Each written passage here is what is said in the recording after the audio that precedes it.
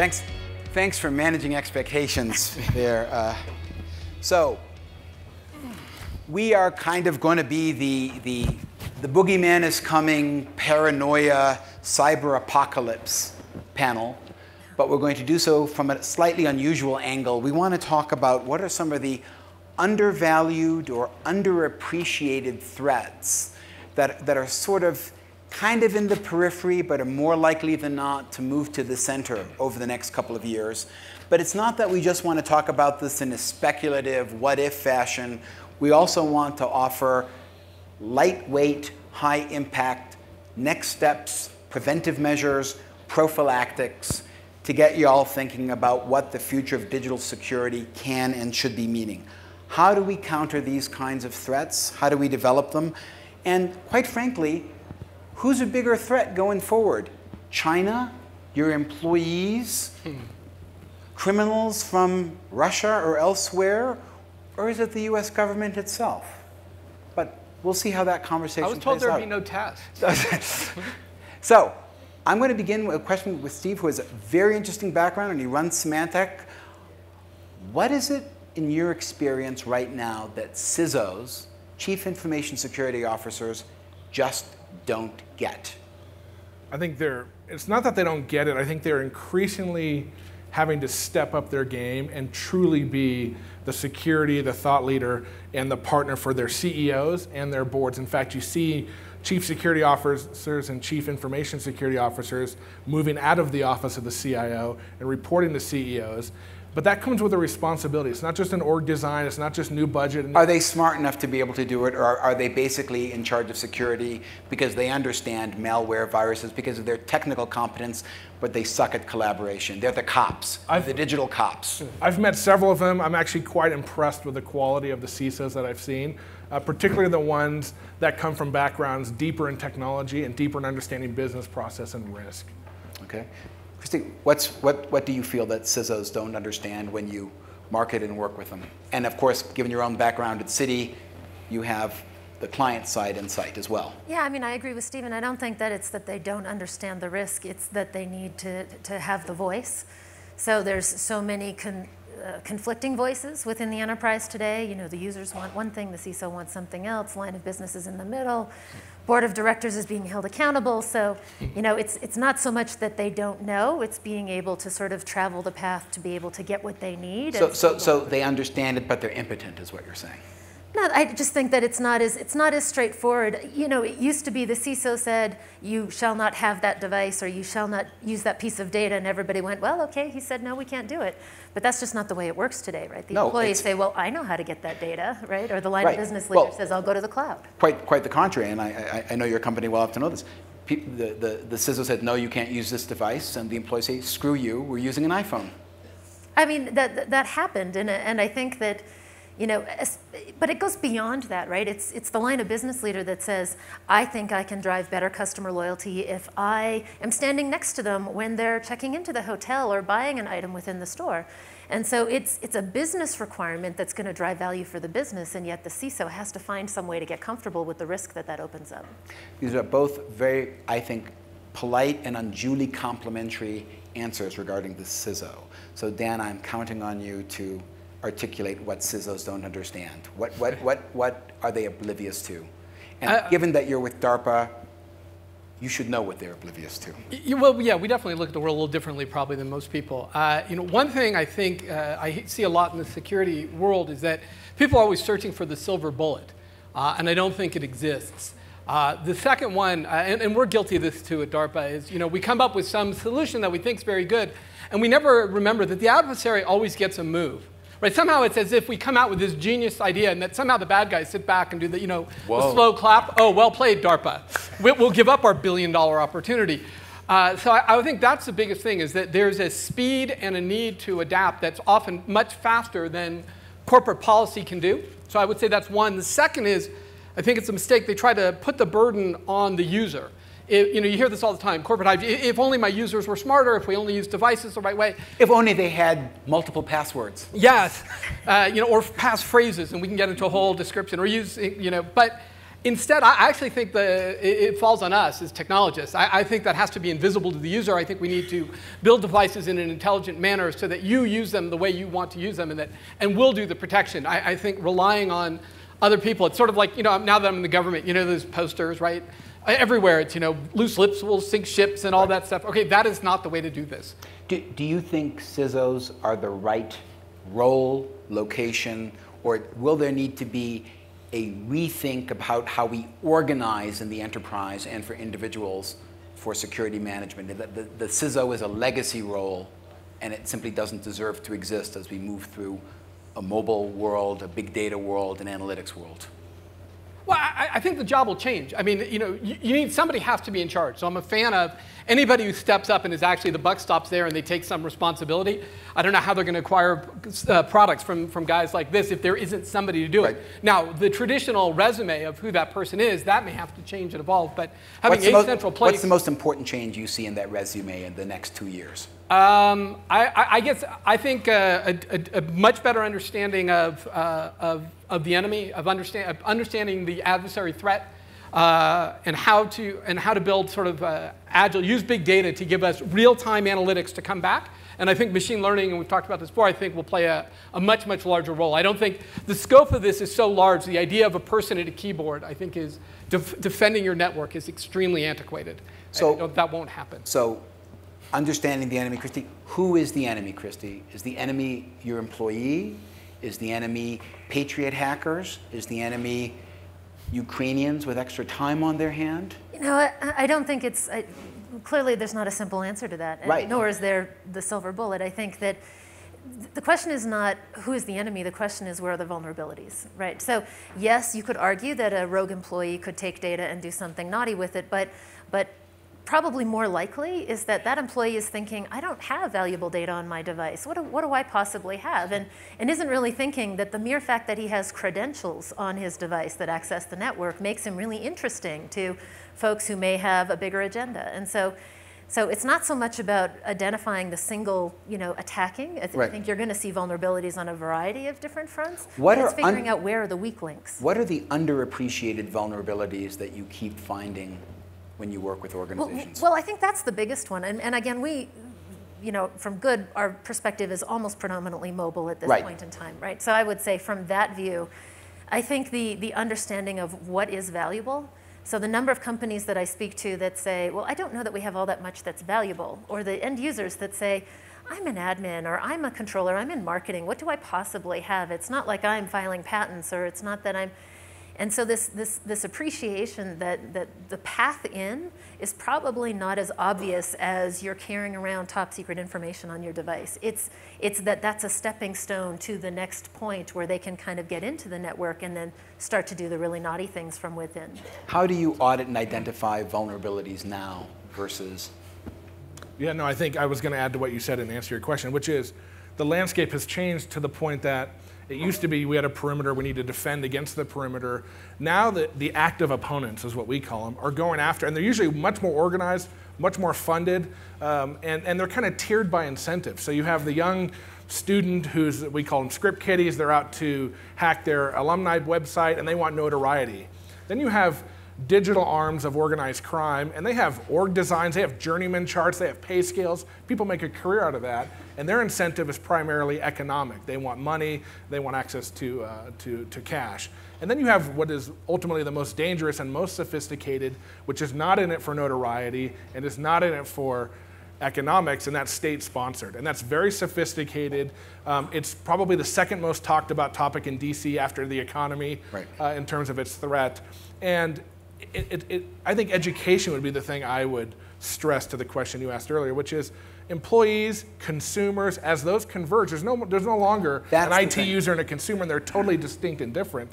Those are converging, and I think understanding where that convergence is happening and that people are bringing their devices into work and they expect, the Snowden was able to copy the stuff off of a USB drive when he left, even though it was against the government's policy to use USB drives, should have been disabled. So let me affirm Adam's stereotyping of me and ask an unfair question, partly because of your Starbucks background. So Adam Brotman talks about the mobile experience. So is Starbucks going to create the vulnerability that costs a Fortune 500 bank, a Fortune 500 company $50 million. Or compromising their data set because somebody needed a cup of coffee fast.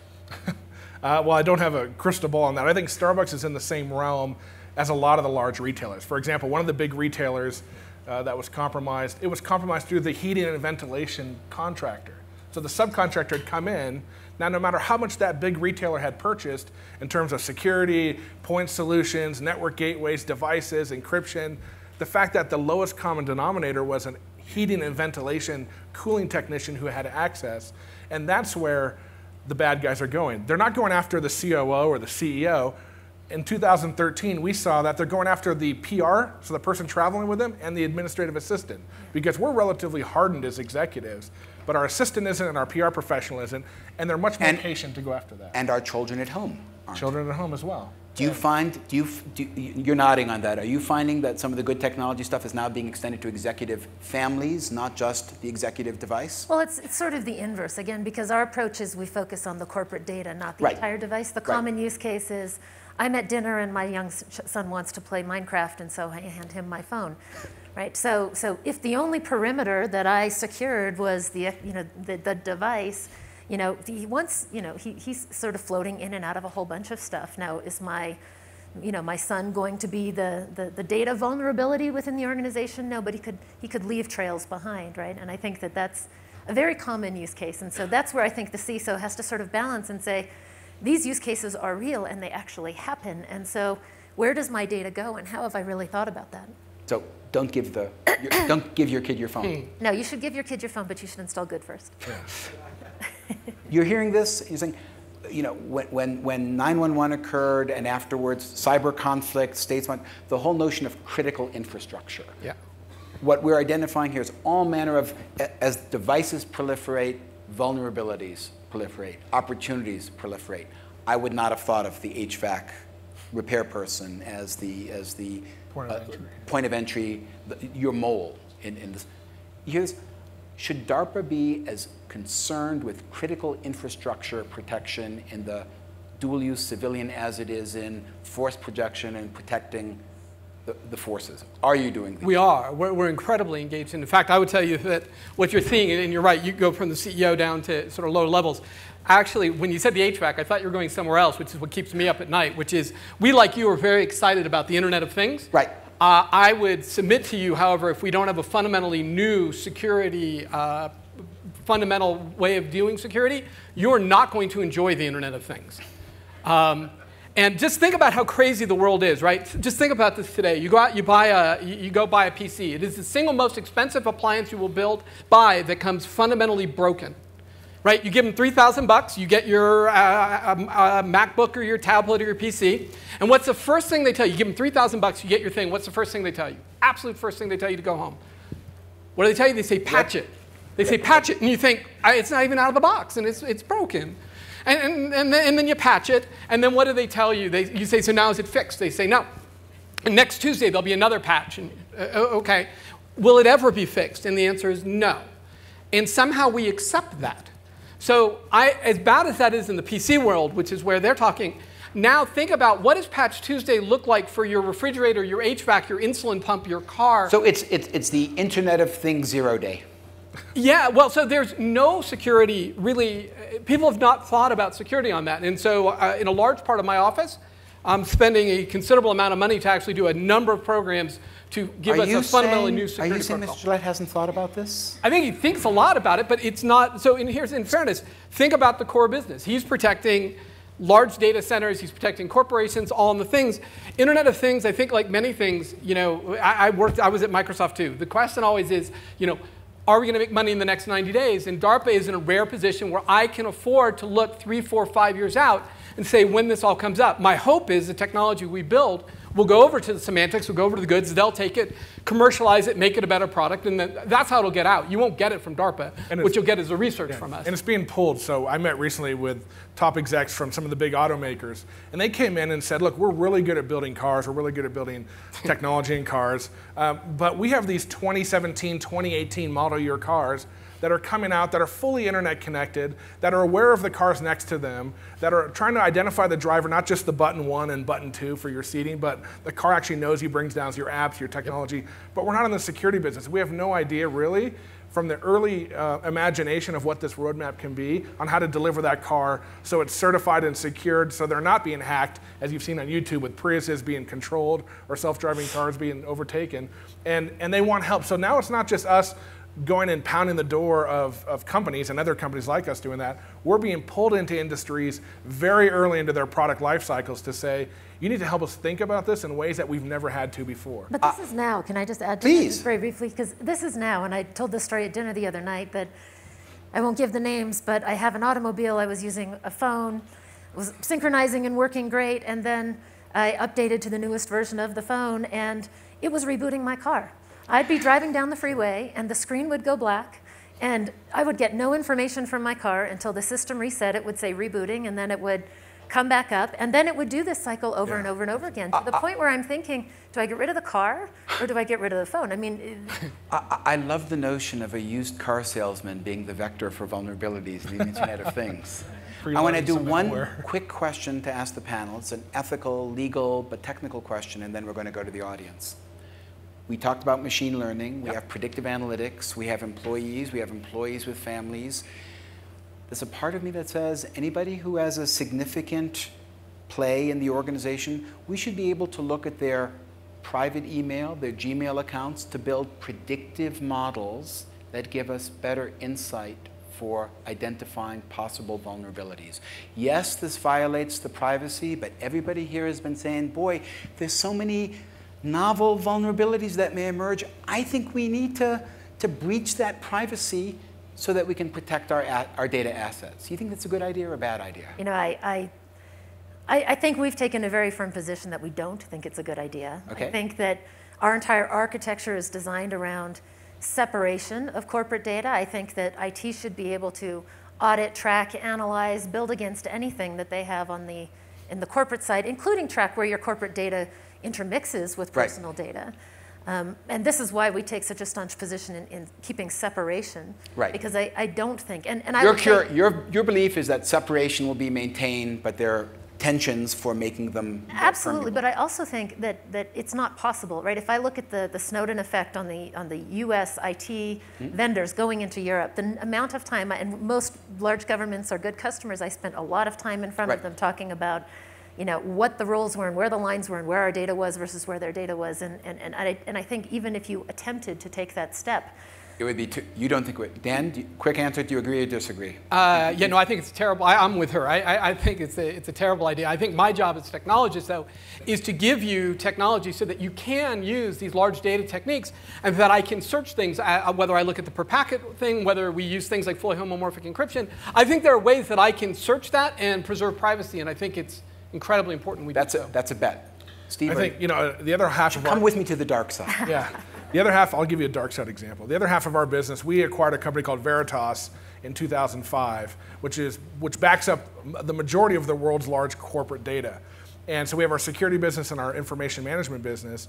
And it's interesting because it may not be a corporate out in terms of the convergence of privacy and individuality, but it may be consumer in. So as people start to get jobs, as a new generation come in, I have 6 kids, all under the age of 12, and I watch what they do. You're incredibly vulnerable. Yeah, I watch what they do and their digital lives that they're building. And when the chairman of Google says, if you don't like your digital life, go change your name. Right.